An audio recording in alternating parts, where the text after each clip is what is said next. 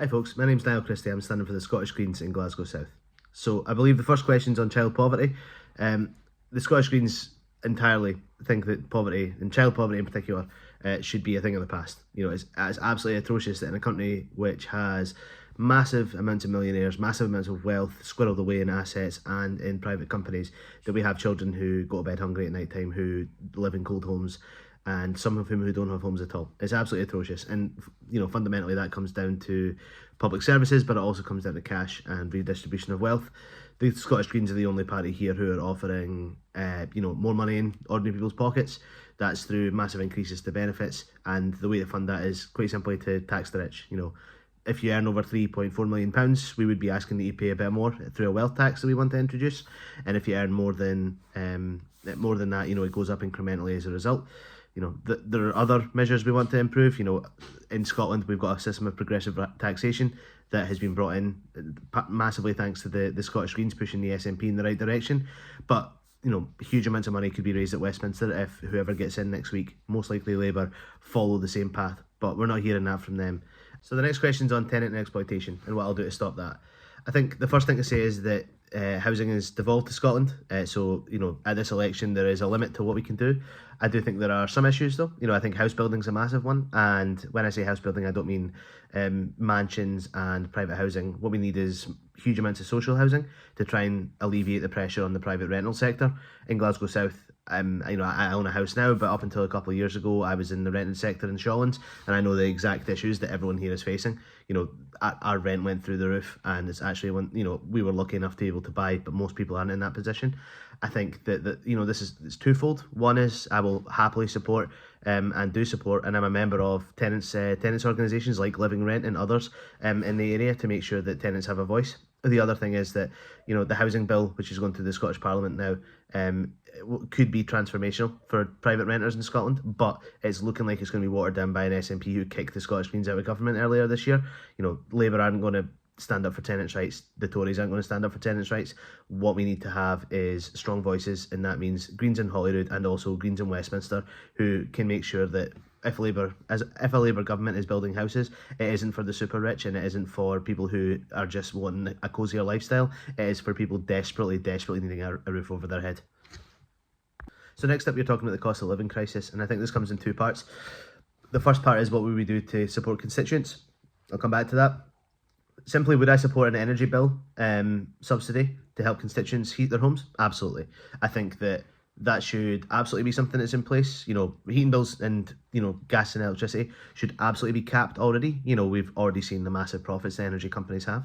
As for how do we pay for that, because I think that'll be a big question on people's lips, it comes down to taxing the rich. In this case, it isn't rich individuals, it's rich companies who have huge profits that have paid out dividends to their shareholders over in recent years, while everyone here in Glasgow South is paying more and through the nose, or simply some people can't afford to heat their homes. It's absolutely unacceptable. In terms of us and trying to alleviate pressure during the cost of living crisis, I think there are a number of factors, but again, it comes down to having more money in the economy and being able to support people and have better public services and better paid jobs. Minimum wage should be massively increased. It should be at least at living wage, if not at £15 an hour. I think that's little to ask for and absolutely should be brought into play immediately. But it comes about through progressive taxation and making sure that public services are actually helpful, because the more public services we have, the better. Other things that would help would be the nationalisation of an energy grid or a Great British Energy Company, which Labour say they're offering and they're not. All that is a PFI scheme. So this question here is on food prices and what we'll do. So I think the first thing to tackle here is the massive importance of Brexit in this discussion. I think that's massively been overlooked, and I don't think we'll hear anyone else talking about that. The other thing that the Scottish Greens would do to massively tackle this would be capping food prices during peaks of inflation. We've seen over the last year or so the huge increases that food prices have seen, and largely that's goods at the bottom end of the scale. Things that people need to get by, not luxury goods. They've massively stayed the same, which again means that the super rich and the well off have remained comfortable through this entire cost of living crisis, and that's totally unacceptable. The Scottish Greens would cap that, and when I say that, I mean that wouldn't be an issue for producers. They would still get the same amount of money that they're getting at the moment, and when it comes to inflation, they would be paid accordingly. But when it comes to large distribution companies and large supermarkets, they would be the ones that would have to foot the bill for that, which would mean that caps would be in place and would protect consumers, protect ordinary people in Glasgow South and across the UK. The next question is a really important one in my view, and I think it's one of the hottest topics in this election, and one that most people don't have a straight answer to. I'm going to attempt to give a straight answer. I think that the genocide that's going on in Palestine, and it is a genocide, is absolutely the fundamental deliberate killing of an entire race of people. It's absolutely disgusting, and Netanyahu should be in The Hague being tried for war crimes. I think that we are complicit in that, though. I think that the sale of arms to Israel should be stopped immediately. Licenses should be cut, and I would like to see some sort of workers' revolt in the same way that we saw workers standing up in East Kilbride to punish East Chile. That the same could happen in Scotland here, and I hope that we see that. I'm a trade unionist, and I hope that members of Unite and members of other trade unions take heed. When it comes to Scotland as well, we do need to look at ourselves. The Scottish Government provided millions and millions of pounds to companies who provide arms to Israel in recent years. That needs to stop as well. So it's absolutely true that we need to be holding the UK Government to account here, but the Scottish Government, which the SNP lead, absolutely need to be held to account on this as well. So I think any discussion and who you vote for next week should absolutely be considered when it comes to Palestine. That should be one of the top issues on people's minds. Again, another really emotive topic, asylum and immigration. I think that the disgusting rhetoric in the media that we hear, and not from local media, but from the mainstream media, absolutely. They demonise migrants, they demonise asylum seekers as people here to leech off of us. They absolutely are not. You're much more likely to be seen by an immigrant in a GP surgery than you are to see an immigrant using any kind of service like that. They hold up our public services. They are the only reason we have an NHS and a public school system that just about functions.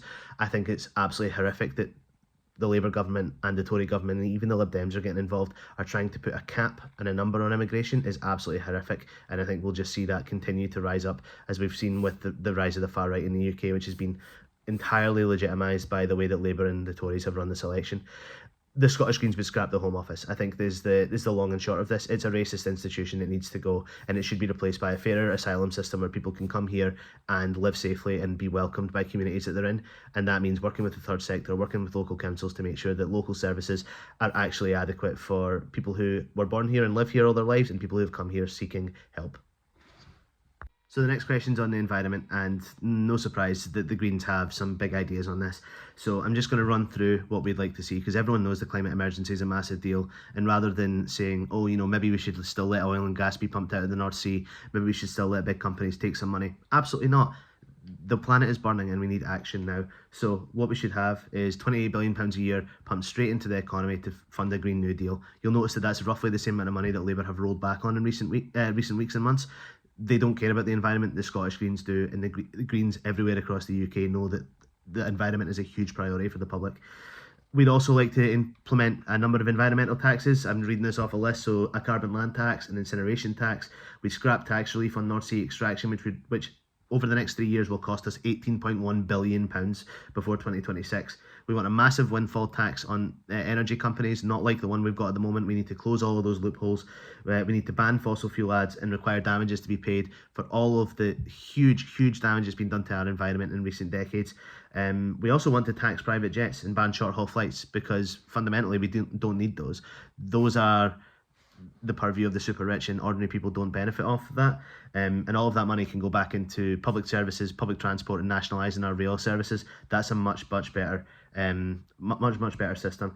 Lastly, I do think that a frequent flyer levy would be very important, so we would increase a 1% tax there. The last question's on local media, and for anyone who doesn't know, I'm a journalist to trade. I worked at local newspapers at the start of my career, and I now cover the charity sector, which covers local organisations and community organisations all across Scotland. I think that media is vital to making sure that our democracy works properly. Fundamentally, local and community media isn't being funded at the moment. It's realistically, it's been down to ordinary people and volunteers to keep things running, and Greater Govan Hill is an excellent example of that, and kudos to the work you do. I read the free example every month I pick up in Mount Florida, and it's fantastic. What the Scottish Greens would do, kind of twofold. One, we would implement or we would bring in a Scottish Media Authority. That fundamentally means that channels like GB News, Talk TV, and other large companies that have got massive bits of money behind them with a tiny audience with no community ownership or community interest in mind, they would be properly policed. You know, freedom of speech is a massive thing, but also editorial standards need to be improved. And we need to make sure that ownership isn't in the hands of a tiny amount of people. It should be in the hands of the community. And Greater Govan Hill is an excellent example of that. I think one excellent example, and I think I've just got enough time to mention it, is the local democracy reporting scheme. You know, that has kept local news alive and has kept scrutiny on democracy in a way that no other media is doing. We think that's great. We want to support that, but we also want to see it expanded to smaller, ultra local and community organisations like yourself, so that you can properly play a part in democracy and be supported in a way that you absolutely need to be and should be.